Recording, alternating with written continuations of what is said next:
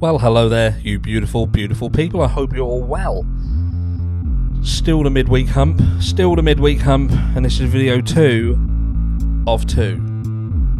You're looking amazing, by the way. How do you do it? Anyway, straight into the meat and potatoes. What I'm going to first of all say is not right now, because remember, I'm always the most important one when we do these videos, but check this out. Go, if you haven't already seen this video, go and watch this video. This is by Drip Drop over at Crime Circus, and it's a very, very thoughtful video. It is something that I would certainly say, look, people should go and watch and just pay close attention to. Look, I know that when it comes to the Idaho 4 case, there's people who have thoughts. It's like what we spoke about earlier in the Alex Murdaugh case, and people in their hearts knowing whether someone's guilty or not. Do you know what I mean? Having a feeling, having a thought, having a feeling. We must remember, it's not about how we feel. It's not about what we think about someone. It's not about the feeling we get when we look at someone's face. You know, oh, they look creepy, or, you know, it ain't about that. Because the reason why it shouldn't ever be about that is because the way you feel about someone is very easy to be manipulated. And in the Idaho 4 case, we see that all the time. We see so many attempts from mainstream media to manipulate the way people feel about not only this case, but many, many cases. But Bryan Kohberger, bearing in mind that nobody really knows anything about him, nobody at News Nation know anything about him. No one knows anything about him at Dateline. No one knows anything about him at the Harsh Reality channel or Tyler Feller's channel. None of us have met him. None of us have spent time with him. But so many people have been able to say that he's an incel or he was rude to females. There's conflicting stories. He was apparently, you know, a harsh marker to everyone, but that got twisted to he was just like it with females. You know, he was rude to a female at a bar to the point where he got asked to leave or whatever. You know, like that's never happened, where a pissed up guy has upset a female in a pub or a club. You know, that they've looked and they've watched over these videos where he has interacted with police, and some people have said that he was narcissistic, he was a certain way, and others have said that he was polite and kind and just doing what anyone would do, and in fact more tolerable than what I would perhaps be in that situation, because I'm not the best. But like I say, we have been manipulated constantly through this to look, think, and feel a certain way. And it's when you've got 4 young victims at the forefront of your mind, and you're conscious of how and what happened to them and their families and what they are going through, it's very easy to put all that anger, all that disgust and contempt towards somebody because the people in authority who you trust have told you that that's the person who did it. That's the person who you should be focusing your anger, your angst, everything at. And because we do that, we then ignore other things. We ignore everything else, the little intricacies, the things, the clues that are right in front of you that tells you that things just simply aren't right. And what Drip Drop's video does, it just slows things down and it gives you some elements of this case that do raise questions. He talks about the car, he talks about the press releases, the timing of the press releases in comparison to the arrest of Bryan Kohberger and what those press releases included, and sort of questioning how that would be possible at those stages in time.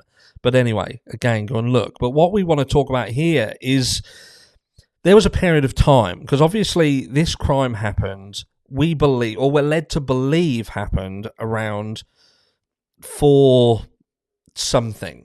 You know, the car was seen last, you know, before the said crime at around 4:04, and it was seen driving away at around 4:20 a.m. So that then gives you a period of time between when the crime happened and when not authorities were called, but when medical assistance was requested. Medical assistance was requested. Don't know why I said that twice. But what was going on in this period of time? Someone spoke to me in comments yesterday and they said it wasn't just that Dylan Mortensen didn't call 911. It wasn't just that Bethany Funk didn't call 911. It was the fact that nobody seemed to call 911 for a while. Because if you believe what has been said, and we can only listen to what is said and who it's said by. Like the Gonsalves family, they have made statements that would bring this as a valid question. You know, we've had the likes of Dave and WSU Kim, and I know some people have got feelings around some of the things they say. I've certainly voiced my opinion about both of these people and how genuine certain things are that they've said. But ultimately, people have come forward, including families of the victims, and made it sound like there was a period of time that people knew what was going on, and it was before authorities were at the scene. And what I wonder is why it took so long to call 911. That's all I want people to tell me. Well, that's all I want people to explain.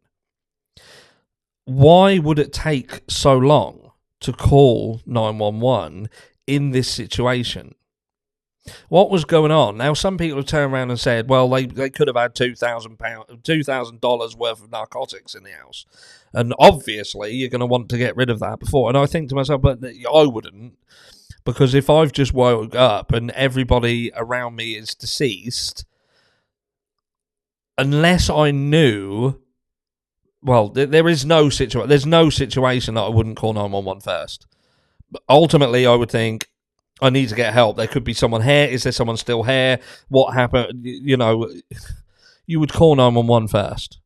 That's my opinion. You would get someone who you felt could help you the most. And I wonder whether that's the point, that the people inside the house called who they thought could help them the most. And for some reason, that wasn't 911. Now, in order to make a decision, you have to think something. You have to have a thought. Now, if you're free of guilt, if you're free of anything in your life that you think could get you in the shit, then you're not going to be apprehensive about calling law enforcement. You're not going to be, apprehensive about calling anybody of authority. But that seems to be not the case here. And for somebody's, I'm trying to think why someone's automatic sort of response to this horrendous situation was to call friends, to get friends over to come and look. How many people were at that house? How many people, and for how long were they wandering around in this mess? And what were they doing? What were they doing for this length of time? Even if you believe that people who said it was 10:30 that people got there, then you're looking at what? 10:30, 11:30, an hour and a half. What were people doing for an hour and a half around this shit show? And then if you go back earlier and try and bring into the fray the Snapchat threads and put belief in that there was people around 9:30, 9 a.m. who were talking about it and knew what happened. What were they doing for that length of time? What can you do for hours upon hours around this mess? What are you talking about? Please tell me. Let me know. Make it make sense. What are these people doing that's taken them that long? What is the deliberations that they're going through? What is the concerns? What is the worries? Why are nobody calling 911? But obviously it gets to the point where they have to. It seems to me that it got to the point where they were like, look, we're going to have to call 911. That's what we're going to have to do. And even during that call, it's as if they're trying to play it down, like they don't know what is going on. And that's why I think you get this confusion of, oh, we've got someone who's unconscious. I think that's because they tried to downplay their knowledge of what was going on. We don't really know what's going on. We think that someone's unconscious or unresponsive. So to not make it look like, actually, we've been here for hours and we pretty much know what's happened here. There's utter carnage. We've something's not right. And the fact that that 911 call has not been released, to me, would show that there was a downplaying of what had happened, and people on that call trying to make it look like they hadn't been there, they didn't know what was going on. And the fact that we now know that there was, or we think we know, that there was Snapchat threads talking about it, that places some people at this property for hours before authorities were called, that's a felony. That is a felony. And even in the press conferences, James Fry couldn't give a straight answer about that situation, on why authorities had taken that long to be called. Let me know down below.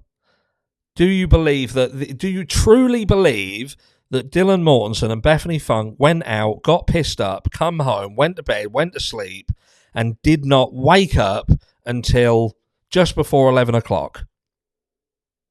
Just before 11 o'clock, completely asleep all the way through, completely oblivious to anything that went on. Rung their friend. I don't even understand that. Rung their friend. What did they do? Did they not go and wander around the house and find out where Xana and Ethan and Kaylee and Maddie were? And called their friend. Explain it to me. I cannot make it make sense. It don't make sense to me. The whole lot. It's a mess. Catch you in the next one.